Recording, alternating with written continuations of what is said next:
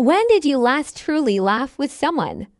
When did you last feel like someone really, genuinely cared about how your day went?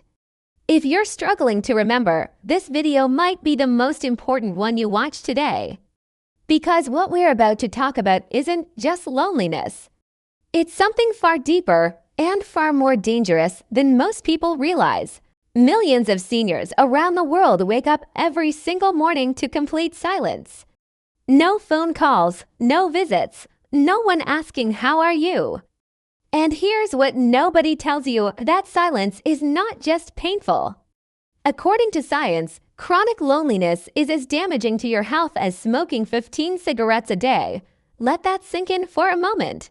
Research from Harvard, one of the longest studies on human happiness ever conducted, followed people for over 80 years. And the number one factor that determined who lived longer, healthier, and happier lives was not wealth. It was not fame. It was not even diet or exercise. It was the quality of their relationships. Think about that. The people who stayed truly connected to others lived dramatically better lives in every single measurable way. Here's what loneliness actually does to your body. It triggers your brain's threat response, the same system that activates when you're in physical danger. Your cortisol levels rise. Your immune system weakens. Inflammation increases throughout your body. Your sleep deteriorates. And over time, your cognitive function begins to decline at a dramatically faster rate. Loneliness doesn't just hurt your feelings. It physically changes your brain and your body in ways that accelerate aging. Many seniors don't even realize they've become isolated. It happens gradually. Children move away. Friends pass on. A spouse is lost. Driving becomes harder. Health problems make going out more difficult. And one day you look around and realize that the world has quietly gotten smaller. If any of this sounds familiar, please know this: it is never too late to rebuild connection.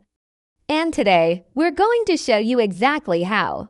Retirement is one of the biggest triggers of social isolation that nobody warns you about. For decades, work provided structure, purpose, and daily human connection. And then suddenly, it's gone. No colleagues, no daily routine. No reason to get dressed and go somewhere. Studies show that the risk of depression spikes dramatically in the first 2 years after retirement. Not because people don't want to be social, but because the built-in social structure of their lives has disappeared overnight. Grief is another powerful force behind senior isolation. When you lose a spouse, someone who was your companion, your daily conversation, your reason to cook a meal or plan a day, the silence that follows can feel absolutely unbearable. And when friends begin to pass away one by one, each loss doesn't just take a person. It takes a shared history, a set of memories, a piece of who you are. The pain of this kind of loss is real and profound. And it deserves to be acknowledged, not minimized. So how do you rebuild social connection, especially when it feels like the window for that has somehow closed? The first and most important step is this: you have to choose to show up. Connection doesn't come to you. You have to walk toward it even when it feels uncomfortable, even when it feels too late, even when part of you has convinced itself that it's not worth trying anymore.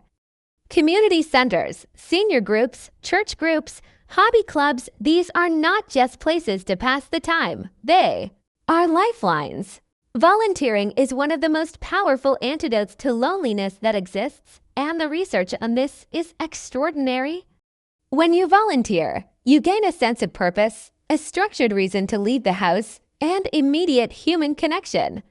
Studies show that seniors who volunteer regularly report significantly lower rates of depression, higher life satisfaction, and even better physical health outcomes. It doesn't matter where you volunteer: a food bank, a library, a hospital, an animal shelter. What matters is that you show up regularly and feel needed. Because being needed is one of the deepest human needs of all. Technology, when used intentionally, can be one of the most powerful tools for maintaining connection as a senior. Video calls with grandchildren, family group chats, online communities built around shared interests, these are not replacements for in-person connection, but they are genuine bridges that can keep relationships alive across distance. If technology feels overwhelming, ask a family member or a local library to help you get started. The learning curve is real, but the reward, seeing a familiar face light up on a screen, is absolutely worth it. Here's something worth remembering. It's not the number of people in your life that protects your health, it's the depth of your connections. One genuine, honest, caring friendship is worth 100 shallow acquaintances. So instead of trying to be social with everyone, focus on finding even just 1 or 2 people with whom you can be truly yourself.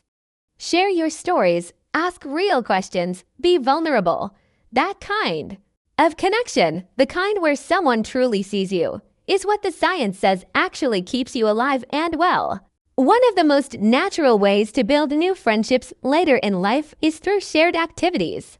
When you do something you genuinely love alongside other people, conversation flows naturally. You don't have to force it. A walking group, a painting class, a book club, a gardening circle, a cooking class. These settings remove the awkwardness of making friends and replace it with something much simpler. Showing up to do something you enjoy with people who enjoy the same thing. Friendships built this way tend to be real, lasting, and deeply fulfilling.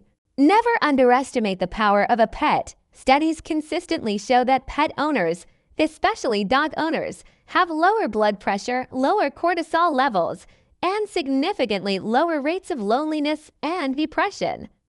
A dog doesn't just give you unconditional love and companionship, it gives you a reason to go outside every single day. And outside is where connection happens. Dog owners talk to each other. They smile at each other. They stop and share stories about their animals.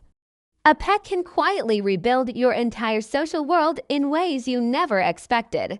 Let's bring everything together. Loneliness is not a personal failure. It is a health crisis that affects millions of seniors worldwide, and it deserves to be taken as seriously as any physical illness. The science is clear. Connection is not a luxury. It is a biological necessity. Join a community group, volunteer somewhere. Make that phone call you've been putting off. Say yes to the invitation you almost declined. Reach out to someone you haven't spoken to in too long. Every single one of these actions is an act of courage and an investment in your health. I want to leave you with something personal. If there is someone in your life, a friend, a neighbor, a family member, who you suspect might be lonely right now, reach out to them today, not tomorrow. A phone call, a letter, a knock on the door. You might never know how much it means, and if you are the one who is lonely, please hear this. You are not invisible. You are not forgotten, and you absolutely deserve connection, warmth, and joy at any age. The longest, healthiest, happiest lives are not lived alone. They are lived in connection with family, with friends, with community, with purpose. It is never too late to find your people. It is never too late to open your door. And it is never too late to let someone in. That is the most powerful thing I can tell you today. Thank you so much for watching episode 6 of the Complete Guide to Healthy Aging. If this video touched you in any way, please give it a like and share it with someone who might need to hear it today. Subscribe and hit the bell so you never miss an episode. In episode 7, we're covering something that affects millions of seniors, but is rarely talked about openly: managing medications safely. Drop a comment below. Do you have a story about connection that changed your life? I read every single one. See you in episode 7. And remember, community is not something you find, it's something you build. One conversation at a time, one shared meal at a time, one act of showing up at a time. Start today, start small, but start. The stories you carry, the wisdom you've earned, the life you've lived, these things matter. They matter to the people around you. Even when it doesn't feel that way, share them. Pass them on. Because the greatest gift you can give someone is your presence, your attention, and your story.